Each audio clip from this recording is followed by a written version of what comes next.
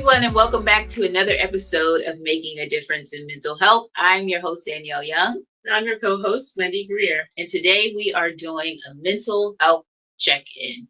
That's correct. Mm-hmm. How is everyone doing out there? Same old problems, but a new year, right? We're still facing COVID and flu and other health-related issues. I think RSV for children, so that's been really scary. Yes. We're still entangled in a war abroad. There's a lot of politics going on. There's a lot of social justice continuing. There's the economy. There's just a lot of things that are happening, not only to ourselves as clinicians, but also to the people that we serve in our communities. And so we just want to make sure we're doing our mental health check-in. And I know, Danielle, you might want to share some of those tips that you researched on what people should do. Right. So the tips that we have is simply about mental wellness. And I think I do want to also highlight the fact that this season we're doing a mental health check-in. Last season we did a mental health check-in as well. And this seems to be a pattern that we want to continue. This is something that we want to continue for all of our staff and for all of our listeners and all of our viewers, to make sure that you are doing a mental wellness and mental health check-in for yourself. So I do have a list of things that are good for your mental wellness checklist.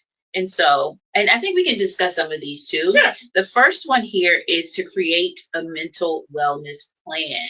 So it's really just a go-to list of things during times even of stress that are your go-to to de-stress. You might not be able to get rid of the stress. I mean, there's things that are long-term, but it can alleviate some of the stress, some of the frustration in your life, even if it's just a 30-minute walk, or if it's, listening to music. Begin with some type of checklist where you can check things off to make sure that you recenter yourself. You said the magic words for me: check things off. That in and of itself really alleviates so much stress. Right. I'm a checklist girl. But I do like that. I don't think a lot of people think about and planfully make a plan. It sounds so easy, so normal to plan out how you're going to de-stress. Yeah. So you were talking about there's music and there's movies and there's reading books and there's hiking and all sorts of exercises. Some people love to de-stress by cooking. Yeah. Some love to de-stress by baking. So whatever it is that's your thing, make a list. And I think that you touch on another point from our list is finding a new skill. So I can admit, I am not necessarily the cook. I have like 4 dishes, 4 dishes that I can do very, very well, and the family is very, very happy. But you know what? I really do love like exploring different recipes. Absolutely. And when I get it, like that goes into the repertoire. But the next point is to find a new skill. So for me, it would be something like cooking, or I love to draw, but that's something that I love to do, or be creative. But finding something new, it actually challenges you, and it gives you a sense of pride when you're able to master the new skill. And it takes you out of your comfort zone. And, what's not nice, to meet new people when you're trying something new. Yeah. It's a great distraction from stress and pressure. So that's a great idea. Yeah. And then our next one here, this is something that I need to do better at, but it's exercising. And Wendy is an athlete, she's an athlete from very, very young, but exercise at least 30 minutes. Again, it's one of those things where it might not alleviate the stressors in your life.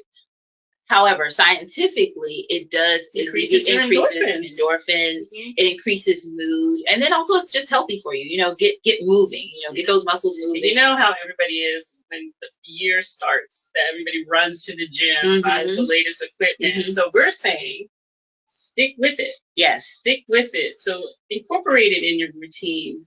Make sense of it. So it's not something that I'm gonna do for like 30 days and then it falls to the wayside. Right. So stick with your exercise plan, whatever that may be, from walking to hiking to swimming to being a gym rat, lifting weights all the time. Whatever it is, stick to it. And can I say this? Back in January, there was a gym. I don't know if you heard about this, but back in January, there was a gym there's called Equinox where they refused to have any new members in January. Oh. And let me tell you the story about the new members in January. So, yes, we want to be mobile, we want to get active, we want to exercise. But here was their thing. I thought that was really interesting. They said that January is a mystical month, right? So everyone all of a sudden gets this idea. I'm going to exercise, I'm going to lose 20 pounds, or I'm going to bulk up. And then you see the decline by like mid-January or February. And so they said, we'll take new members in February just to see, if the mysticism of January and this, this phenomena of spikes in gym memberships either go down or maintain. So they have new members in February. But we're saying don't just wait to January to or the summertime to go to the gym. Get active, right. Get 30 minutes along with New Year resolutions. Right? People make these resolutions to lose weight, or I'm going to be in the gym, and they're going at it in the beginning, and it just steadily declines. So yes, that's funny. So it is. I don't know how mystical that is, but I mean, I thought that it was very interesting the wording that they use, like, oh, just all of a sudden magically we have these spike in gym memberships. But the point is in wellness to be active. 30 minutes of exercise in whatever form, whether it's walking, running, going to the gym. Absolutely. Just get moving. And in addition to that is balancing your meal. So not only good exercise physically for your body, but what you take in. So we were all sinners, I'll say, during the holiday season with the cookies and the cake and the alcohol and let's celebrate. Christmas goes on and on and on. Back to when Thanksgiving started. So there's a lot of celebrations, just office parties, your own private home parties. And so, take some time to detox. I don't know if they talk about that, Danielle, but detoxing is it, take a minute away from alcohol, take a minute away from sugar, recalibrate your body, rebalance, and pay attention to things that you're eating that contribute to stress versus things that really uplift your endorphins and get you moving. Yeah. And I always say, Wendy, like the hardest point of the year for me, I believe, start in October. So we have Halloween. That's like candy month, right? And then all the way until Valentine's Day.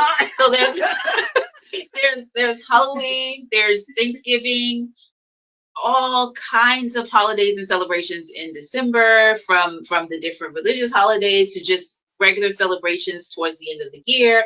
Then you have New Year's Eve, New Year's Day. We're still celebrating. Then we have Valentine's Day. I mean, we're going out, we're eating steak. So, it never ends, right? It doesn't end. And then, we just have to bring back to our memory to make sure that we balance just as much fun as we have with food, because I love it, especially cookies, cakes, anything like that. I love going out to dinner. I do too. Love going out to dinner. But for as much as you do, balance it out. So I remember a trainer that I know, she said, instead of a cheat day, just have a cheat meal, right? Just a cheat meal. So balance it out. And here's one of the tips where I do have challenges with is sleep. Recommending a minimum of 7 hours of sleep. Now, I know I'm a sleeper. You get your hours. I get my hours. But I have to say, Danielle, I had to train myself to get my hours, because I know I'm awful when I'm tired. And if I don't get enough sleep, I can't perform and I'm a mess. So things that I've read, articles on sleep, is that you work your way up to getting that amount of sleep by planning it. Okay. So you stick to a routine. I'm going to go to bed at XYZ time every night, even on the weekends. Of course, every now and then some fun, but even on the weekends. So consistency, you're building in consistency so that your body can adjust and your body gets used to it.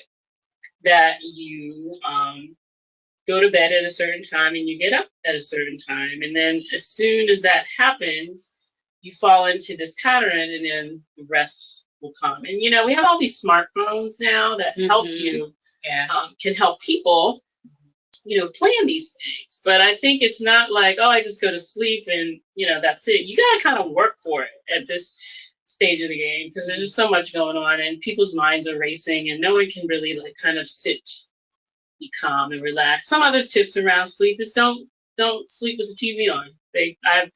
My husband's a horrible sleeper, and so we've learned that turning off the television, helping his brain calm down and go to sleep that way, as opposed to all this background noise and so his sleep would be all messed up. So just some common sense things, but you got to work at it. Yeah, I definitely have to work at it. My mind, for some reason, will continue to run even after the laptop is down, and putting sleep timers and scheduling, like you said, scheduling and timing out when to sleep. I'm definitely one of those ones that needs at least a good hour to even kind of come down from the day. Sometimes when you are either creative or when you balance a number of things, for me, I'll speak for myself, it really is hard to turn off. Like that. Especially, I think you're a night owl. I'm sort of a night owl too, but I gotta factor in my night owl ish, right? For lack of a better word. But another thing that I've also noticed over the years too is that I need like a low humming sound, or they have the white noise audio tracks, or they have brown noise, they have pink noise, and there are different waves, and that actually does settle. That does help. So that's every night. That's every night to calm down. And I think we've already discussed the tips, but one of the tips, and we can add to it too, because there's one more that we both have in common. We're going to get to that in a minute. Okay. But some of the tips, some of the tips are, I actually drive home in silence.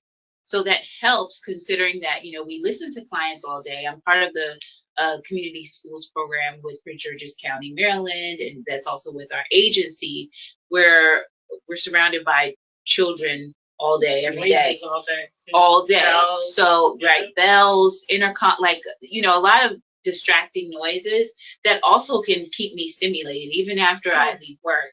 So driving home in silence or with something very low kind of sets the mood for me to come down from the day, and then for the nighttime too is doing the same thing. So that's really important. It's healthy, and it's part of our mental wellness checklist. I think I do the opposite. I turn on a talk show. I need somebody else to talk. I don't want.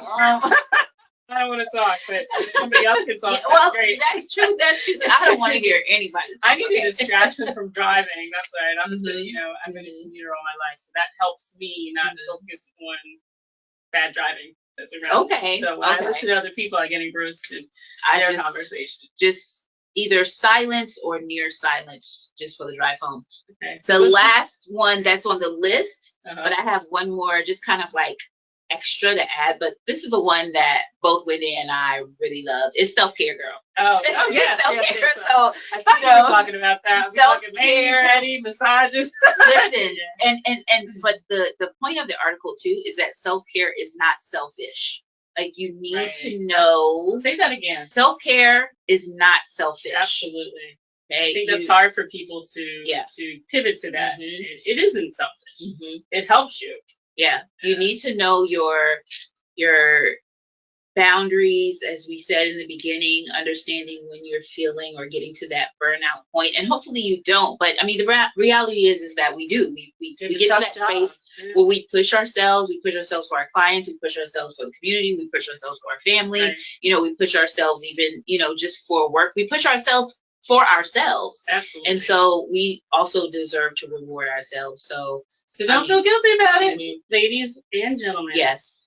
Go get those petty manis, massages. And it just helps. It's just nice for someone to pamper yourself. And sometimes your self-care, again, might be just a moment of time away for you. I mean, you might not have to do much to care for yourself. Much. Self-care doesn't have to be expensive. It is what people find freeing and relaxing. Just go do it. I know in the summertime. Put it in your day. In the summertime, You were golfing. I did. Oh, that's right. That's right. During the summer. Oh, that's right. That's one of the things that I did. Oh, the new skill. Right. The new skill. So the new skill was golfing. I did okay. I've never held a golf club at all, but I think I was able, the furthest I hit was maybe 130 yards, which I don't know if that's good or bad, but it's good for me. You know what? I want to do power walking. Melissa and I were like walking Murphy one day, and we were like power walking. We were racing each other, and I was like, we would be good power. You know, that's actually like a competition. So I'm like, being competitive. Let me find something else I can do. When you can have that one, you can have that one. But I love it. I love that. It's something new. That's a skill. Exercise, right? Yep. It's fun. It makes you laugh. Meet other people. You meet other people. Yeah. And I think it's a competition. It's a competition, and Wendy likes competition. And again, shout out to Madison. She's been on the show before. Yes. Hi, baby. We love her. And I think I just want to add one, and maybe you could add one too if you could think of one. But I think a mental wellness piece for the checklist also would be either to check on your friend or have your friend check on you, or just, you always say, find your people. Absolutely. And I think that is part of your wellness as well. It is. And I think you find your people, and you don't sit around and wait for your people to, reach out to you. Part of what brings me happiness and joy is reaching out to my people and being a better friend, checking in and making sure that, I didn't miss something, in their lives. And I think that's what brings me peace and joy. So I try to do that more often. Yeah. So again, we want to know too, make sure that you like and share this video, but also comment on what are some things that you could put on your mental wellness checklist, or, for our mental health check-in, what would you like to add to? We'd be so interested to hear from you. Absolutely. All right. So we're done with another episode. My name is Danielle Young. I'm Wendy Grier. This is Making a Difference in Mental Health. We will see you next time. Thanks for joining. Bye.